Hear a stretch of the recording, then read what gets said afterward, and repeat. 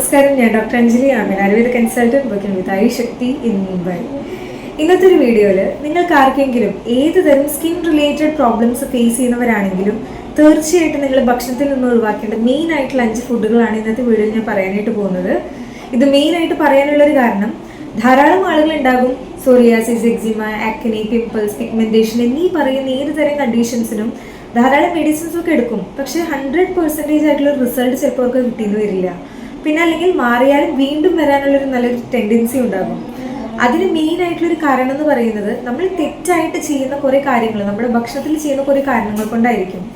എല്ലാവരും വിചാരിക്കുന്നത് മധുരപലഹാരങ്ങൾ ധാരാളം കഴിച്ചു, ബേക്കറി ഐറ്റംസ് ധാരാളം കഴിച്ചു, അത് നമ്മൾ അവോയ്ഡ് ചെയ്യണം എന്ന് വിചാരിച്ചിട്ട് അത് മാത്രം അവോയ്ഡ് ചെയ്യും. പക്ഷെ നമ്മൾ ഹെൽത്തി ആണെന്ന് വിചാരിച്ച് കഴിക്കുന്ന ധാരാളം ഭക്ഷണങ്ങളും ഉണ്ടാകും നമ്മുടെ ഈ സ്കിന്നിന് നന്നായിട്ട് പ്രശ്നങ്ങൾ കൂട്ടുന്ന കുറച്ച് കാര്യങ്ങൾ. അപ്പോൾ ഇന്നത്തെ വീഡിയോയിൽ നമ്മുടെ സ്കിന്നിനെ അതുപോലെ ഹാം ചെയ്യുന്ന എന്തൊക്കെ ഭക്ഷണങ്ങളാണ് നമ്മൾ ഉൾപ്പെടുത്തുന്നത്, ഏതൊക്കെ കാര്യങ്ങൾ നമ്മൾ അതിന് പകരമായിട്ട് ഉപയോഗിക്കാം എന്നുള്ള എല്ലാ കാര്യങ്ങളും വിശദീകരിക്കുന്നുണ്ട്. അപ്പം എന്താണെന്ന് അറിയാനായിട്ട് നമുക്ക് വീഡിയോയ്ക്ക് കിടക്കാം. അപ്പം നമ്മുടെ സ്കിന്നിനെ ഡാമേജ് ചെയ്യുന്ന 5ാമത്തെ ഒരു കാറ്റഗറി നോക്കുകയാണെങ്കിൽ, ശരീരത്തിന് നന്നായിട്ട് ചൂട് കൊടുക്കുന്ന ഭക്ഷണ പദാർത്ഥങ്ങൾ. മറ്റൊന്നുമല്ല, നിരന്തരമായിട്ട് നമ്മൾ ഭക്ഷണത്തിൽ ഉൾപ്പെടുത്തുന്ന ഗരം മസാല, മുളക് പൊടി, അച്ചാറ് എന്നീ പറയുന്ന കാര്യങ്ങൾ. ധാരാളം ആളുകളെയും കാണാൻ പറ്റും പച്ചയ്ക്ക് പച്ചമുളകൊക്കെ ഇങ്ങനെ ചോറിൻ്റെ കൂടെ അല്ലെങ്കിൽ ഭക്ഷണത്തിൻ്റെ കൂടെ കടിച്ച് കഴിക്കുന്ന കുറേ ആൾക്കാർ. നിങ്ങൾക്ക് സ്കിൻ റിലേറ്റഡ് ആയിട്ടുള്ള പ്രശ്നങ്ങൾ നിങ്ങൾ ഫേസ് ചെയ്യുന്നവരാണെങ്കിൽ ധാരാളമായിട്ട് ഇതേപോലെ ചൂട് കൊടുക്കുന്ന ഭക്ഷണങ്ങൾ കഴിക്കുമ്പോൾ നമ്മുടെ സ്കിന്നിനെ നന്നായിട്ട് ഡാമേജ് ചെയ്യാനുള്ള വളരെയധികം ചാൻസസ് ഉണ്ട്. അതുകൊണ്ട് തന്നെ നിങ്ങൾ ശരീരത്തിന് ഇത്തരം ചൂട് കൊടുക്കുന്ന ഭക്ഷണങ്ങൾക്ക് പകരമായിട്ട് കുറച്ചൊന്നും തണുപ്പിക്കുന്ന മസാലകൾ യൂസ് ചെയ്യുന്നതായിരിക്കും കുറച്ചും കൂടി സേഫ് ആയിട്ട് ഉണ്ടാകുക. അതായത് മല്ലിപ്പൊടി പോലെയുള്ള കാര്യങ്ങൾ, മഞ്ഞൾപ്പൊടി, ഏലക്ക, ഉലുവ, ഗ്രാമ്പൂ, ജീരകം, പെരിഞ്ചീരകം. നിങ്ങൾക്ക് മുളക് പൊടിക്ക് പകരമായിട്ട് കുറച്ച് കുരുമുളക് പൊടി യൂസ് ചെയ്യുന്നതായിരിക്കും കുറച്ചും കൂടി മിതമായിട്ട് യൂസ് ചെയ്യുന്നതായിരിക്കും കുറച്ചും കൂടി സേഫ് ഒക്കെ ആയിട്ട് ഉണ്ടാകുക. അപ്പോൾ ഈ പറയുന്ന കാര്യങ്ങൾ നിങ്ങൾ കൂടുതലായിട്ടൊന്ന് ഫോക്കസ് ചെയ്യാനായിട്ട് ശ്രദ്ധിക്കുക. അതുപോലെ നമ്മൾ ഹെൽത്തി കാറ്റഗറിയിൽ പെടുത്തുന്ന കുറച്ച് ഡ്രൈ ഫ്രൂട്ട്സ് ഉണ്ടാകും, അതായത് ബദാം, വാൾനട്ട് എന്നീ പറയുന്ന കാര്യങ്ങളൊക്കെ. ഇവയെല്ലാം നിങ്ങൾ കുതിർത്ത് കഴിക്കാനും കൂടി നമ്മൾ ശ്രദ്ധിക്കണം. കുതിർത്ത് കഴിക്കുമ്പോൾ ഒന്നാമത്തെ കാര്യം, ദഹിക്കാനായിട്ട് വളരെ എളുപ്പമായിരിക്കും. പിന്നെ അതുപോലെ അത്രയും നമ്മുടെ ശരീരത്തിൽ ചൂട് കൊടുക്കില്ല. പിന്നെ നിങ്ങൾ മറ്റൊരു കാര്യം കൂടി ശ്രദ്ധിക്കേണ്ടത്, ബദാം എന്നൊക്കെ പറയുമ്പോൾ നിങ്ങൾ വാരിക്കൂരിയൊന്നും കഴിക്കരുത്. 4-5 ബദാമോ 2 വാൾനട്ട് എന്നീ രീതിയിലൊക്കെ കഴിക്കാനും കൂടി ശ്രദ്ധിക്കുക. കുതിർത്തും കഴിക്കാനായിട്ടും കൂടി നിങ്ങൾ ശ്രദ്ധിക്കണം. പിന്നെ വേറൊരു കാറ്റഗറിയിലുള്ള കുറച്ച് ആളുകളാണ് ഇടയ്ക്കിടയ്ക്ക് green tea, black coffee, black tea എന്നീ പറയുന്ന കാര്യങ്ങളൊക്കെ കൂടുതലായിട്ട് കുടിക്കുന്ന കുറേ ആൾക്കാർ. പലരും വിചാരിക്കും ഗ്രീൻ ടീ ഒക്കെ വളരെ ഹെൽത്തി ആണെന്ന് വിചാരിച്ച് ദിവസത്തിൽ 4-5 കപ്പൊക്കെ ഇരുന്ന് കുടിക്കുന്നവർ കുറേ പേരുണ്ട്, സ്കിന്നിനൊക്കെ നല്ലതാണെന്ന് വിചാരിച്ചിട്ട്.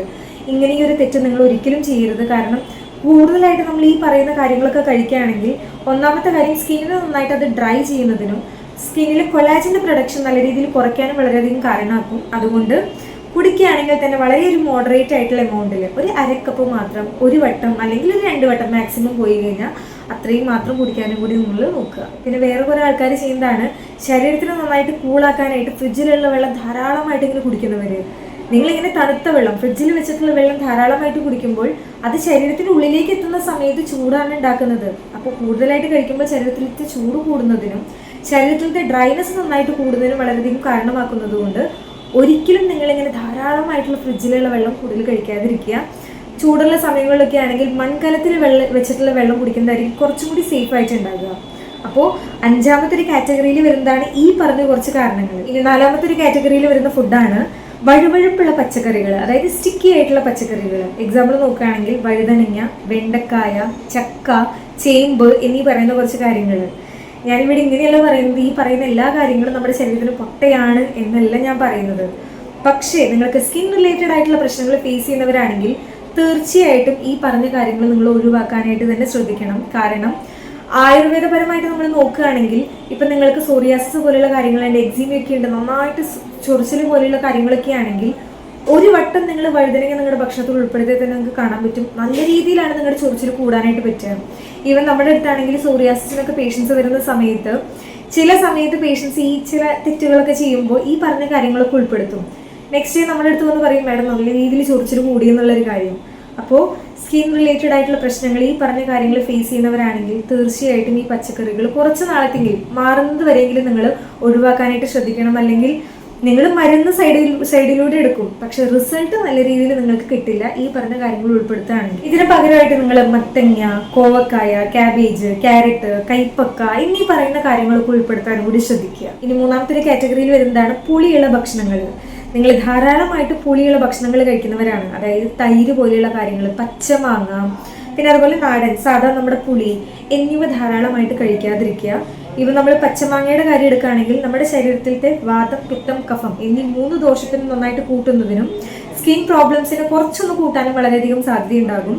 തൈരിന്റെ കാര്യം നമ്മൾ എടുക്കുകയാണെങ്കിൽ തൈര് എന്ന് പറയുന്ന ഒരു കാര്യം സംഭവം നല്ലതാണ്, പ്രോബയോട്ടിക് ആണ്, നമ്മുടെ ശരീരത്തിന് നല്ല ഗുഡ് ബാക്ടീരിയാസ് ഒക്കെ നൽകും, എല്ലാ കാര്യത്തിനും നല്ലതാണെങ്കിലും സ്കിന്നിന്റെ പ്രശ്നം നന്നായിട്ട് കൂട്ടുന്നതിന് തൈര് വലിയൊരു പങ്കാണ് വഹിക്കുക. നാടൻ നമ്മുടെ പുളിയുടെ കാര്യം നമ്മൾ എടുക്കുകയാണെങ്കിൽ കുറേ ആളുകൾ ഉണ്ടാകും രസം നന്നായിട്ട് കഴിക്കുന്നവർ, സാമ്പാറൊക്കെ കൂടുതലായിട്ട് കഴിക്കുന്നവരാണെങ്കിൽ അതിലും നമ്മൾ നോർമലായിട്ട് പുളിയൊക്കെ ഉപയോഗിക്കുന്നതാണ്, പാനിപൂരി എന്നീ പറയുന്ന കാര്യങ്ങളൊക്കെ. അപ്പോൾ അവയും നിങ്ങൾ പൂർണ്ണമായിട്ട് അവോയ്ഡ് ചെയ്യാമെന്ന് നിങ്ങൾ ശ്രദ്ധിക്കണം. കാരണം ഇവയ്ക്കാണ് മെയിനായിട്ടൊരു വില്ലൻ എന്ന് പറയില്ല നമ്മുടെ സ്കിന്നിൻ്റെ കാര്യങ്ങൾക്ക്.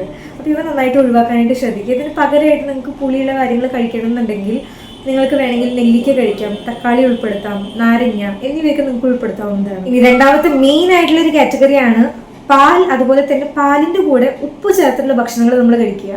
എക്സാമ്പിൾ പറയുകയാണെങ്കിൽ നമ്മൾ കുറേ ആൾക്കാരുണ്ട് ചായയുടെ കൂടെ ബിസ്ക്കറ്റ് ചേർത്ത് കഴിക്കുന്നവർ, ഒന്നാമത്തെ കാര്യം. ചിലവരുണ്ട് ഭക്ഷണം കഴിച്ച് അപ്പം തന്നെ ചായ കുടിക്കുന്ന കുറേ ആൾക്കാർ, അതുപോലെ തന്നെ പാല് കുടിക്കുന്ന കുറേ ആൾക്കാർ.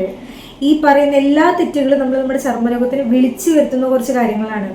ആയുർവേദപരമായിട്ട് നമ്മൾ നോക്കുകയാണെങ്കിൽ പാലിൻ്റെ കൂടെ ഉപ്പ് ചേർത്തുള്ള ഭക്ഷണങ്ങൾ നമ്മൾ ധാരാളമായിട്ട് കഴിക്കുമ്പോൾ നമ്മുടെ ബ്ലഡ് നന്നായിട്ട് ഇംപ്യൂരിഫിക്കേഷൻ ആകാനും അതിലൂടെ സ്കിൻ റിലേറ്റഡ് പ്രോബ്ലംസ് ഉണ്ടാകുന്നതിനും ചർമ്മത്തിൽ സോറിയാസിസ് പോലെയുള്ള കാര്യങ്ങൾ, പിഗ്മെന്റേഷൻ പോലെയുള്ള കാര്യങ്ങൾ, ചൊറിച്ചൽ എന്നിങ്ങനെ പല കാര്യങ്ങൾ ഉണ്ടാകാനുള്ള വളരെയധികം ചാൻസസ് ഉണ്ട്. അതുകൊണ്ട് ഈ ഒരു തെറ്റ് ചെയ്യുന്നവരാണെങ്കിൽ നിങ്ങൾ മെയിനായിട്ട് ഈ ഒരു കാര്യത്തിൽ നിങ്ങൾ ഫോക്കസ് ചെയ്യണം. ഇനി ആദ്യത്തെ മെയിൻ ആയിട്ടുള്ള ഒരു കാര്യമാണ് ബേക്കറി ഐറ്റംസ്, അതുപോലെ തന്നെ റിഫൈൻഡ് ആയിട്ടുള്ള ഫുഡുകൾ. ഈ ഒരു കാറ്റഗറി അല്ലെങ്കിൽ നമ്മുടെ ഈ ഒരു വീഡിയോ ഫുള്ളാവില്ല. ഞാനൊരു എക്സാമ്പിൾ ചെറിയൊരു കാര്യം കൂടി പറയാം. നമ്മൾ നമ്മുടെ വീട് വൃത്തിയാക്കാനായിട്ട് എല്ലാവരും ചൂല് ഉപയോഗിക്കും. സെയിം അതുപോലെ തന്നെ നമ്മുടെ ശരീരത്തിന് വൃത്തിയാക്കാനായിട്ടും ഒരു ചൂലിൻ്റെ ആവശ്യമുണ്ട്. ആ ഒരു ചൂലായിട്ട് വർക്ക് ചെയ്യുന്നതാണ് ഫൈബർ എന്നീ പറയുന്ന കാര്യങ്ങൾ. കൂടുതലായിട്ട് നമ്മൾ ഈ മൈദ, bakery items, pastry, cakes, noodles, pasta ഈ പറയുന്ന കാര്യങ്ങൾ കുറേ നമ്മളിങ്ങനെ കഴിക്കുമ്പോൾ ശരീരത്തിൽ ഫൈബറിൻ്റെ അളവ് നന്നായിട്ട് കുറയും. ഫൈബറിൻ്റെ അളവ് നന്നായിട്ട് കുറയുമ്പോൾ എന്താണ്ടാവുക, മലം ശരിക്കും പുറത്തേക്ക് പോവില്ല. മലം ശരിക്കും പുറത്തേക്ക് പോവാതാവുമ്പോൾ ശരീരത്തിലത്തെ മാലിന്യങ്ങൾ, ടോക്സിൻസ് അവിടെ തന്നെ കിടന്ന് സ്കിൻ റിലേറ്റഡ് ആയിട്ടുള്ള ധാരാളം പ്രശ്നങ്ങൾ ഉണ്ടാക്കാനുള്ള ധാരാളം ചാൻസസ് ഉണ്ടാകും. ഇപ്പൊ നിങ്ങൾക്ക് നൂഡിൽസ് ഒക്കെ കഴിക്കണമെന്ന് ആഗ്രഹമുള്ളവരാണെങ്കിൽ ഇപ്പൊ കൂടുതലായിട്ടും മില്ലറ്റ്സിന്റെ നൂഡിൽസ് ഒക്കെ അവൈലബിൾ ആയിട്ടുള്ളതാണ്. അങ്ങനെയുള്ള കാര്യങ്ങൾ നിങ്ങൾ ഓപ്ഷൻ ആക്കുക. ഫ്രഷ് ഫ്രൂട്ട്സ് നന്നായിട്ട് കഴിക്കുക, ഫ്രഷ് വെജിറ്റബിൾസ് നന്നായിട്ട് ഫുഡിൽ ഉൾപ്പെടുത്തുക, നന്നായിട്ട് വെള്ളം നന്നായിട്ട് കുടിക്കാനായിട്ട് കൂടി ശ്രദ്ധിക്കുക. ഈ പറഞ്ഞിട്ടുള്ള 5 മെയിൻ ആയിട്ടുള്ള ഫുഡ് കാറ്റഗറീസ് ആണ് നമ്മുടെ ചർമ്മരോഗങ്ങളെ കൂടുതലായിട്ടും ഡാമേജ് ആക്കുന്ന കുറച്ച് കാര്യങ്ങൾ. നിങ്ങൾ എത്ര തന്നെ കാര്യങ്ങൾ പുറത്തുനിന്ന് അപ്ലൈ ചെയ്തു അല്ലെങ്കിൽ കുറേ സപ്ലിമെന്റ് എടുത്തു, കുറേ മെഡിസിൻസ് എടുത്തു എന്ന് പറഞ്ഞാലും റിസൾട്ട് പൂർണ്ണമായിട്ട് നിങ്ങൾക്ക് കിട്ടില്ല എത്രത്തോളം നിങ്ങൾ ഈ കാര്യങ്ങൾ അവോയ്ഡ് ചെയ്തില്ല എങ്കിൽ. അപ്പോൾ തീർച്ചയായിട്ടും ഇത് ഫോക്കസ് ചെയ്യാനായിട്ട് ശ്രദ്ധിക്കുക. കൂട്ടത്തിൽ ആർക്കെങ്കിലും സ്കിൻ റിലേറ്റഡ് ആയിട്ടുള്ള പ്രശ്നങ്ങൾ ഫേസ് ചെയ്യുന്നവരാണെങ്കിൽ ഈ വീഡിയോ തീർച്ചയായിട്ടും അവർക്ക് ഷെയർ ചെയ്ത് കൊടുക്കാനും കൂടി മറക്കരുത്. കാരണം പല ആളുകൾക്കും അറിയാം, പക്ഷേ ഇതിൽ കുറച്ച് കാര്യങ്ങൾ പലർക്കും അറിയാത്തതായിരിക്കും. അപ്പോൾ പൂർണ്ണമായിട്ടുള്ള എല്ലാ കാര്യങ്ങളും മറ്റുള്ളവർക്കും കൂടി ഷെയർ ചെയ്യാം. വീഡിയോ ഉപകാരപ്പെട്ടു അല്ലെങ്കിൽ ഇഷ്ടമായെന്ന് തോന്നിക്കഴിഞ്ഞ് കഴിഞ്ഞാൽ ലൈക്ക് ചെയ്യാനും കൂടി ശ്രദ്ധിക്കണം. ചാനലിൽ പുതിയ ആരെങ്കിലും ഉണ്ടെങ്കിൽ സബ്സ്ക്രൈബ് ചെയ്ത് സപ്പോർട്ട് ചെയ്യാനും കൂടി മറക്കരുത്. അപ്പോൾ മറ്റൊരു വീഡിയോയിൽ വീണ്ടും കാണുന്നതുവരെ നന്ദി, നമസ്കാരം.